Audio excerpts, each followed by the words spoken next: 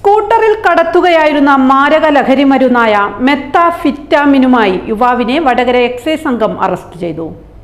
Operation തണ്ടറിന്റെ ഭാഗമായി Vadakara excise circle party നടത്തിയ പരിശോധനയിലാണ് പ്രതി വലയിലായത്.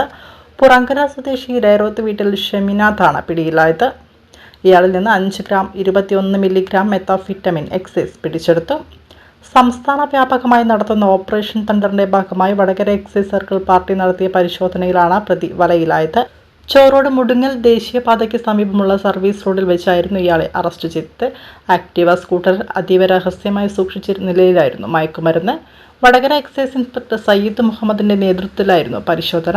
Assistant excise inspector grade Pramod പൊളിക്കൂൽ, preventive officer Unais, preventive officer grade Shiraj, civil excise ഓഫീസർമാരായ മുസ്ബിൻ, ശ്യാംരാജ്, വനിതാ സിവിൽ എക്സൈസ് ഓഫീസർമാരായ ശ്രീജില, ജസ്മിന, ഡ്രൈവർ പ്രജീഷ് എന്നിവരും എക്സൈസ് സംഘത്തിലുണ്ടായിരുന്നു.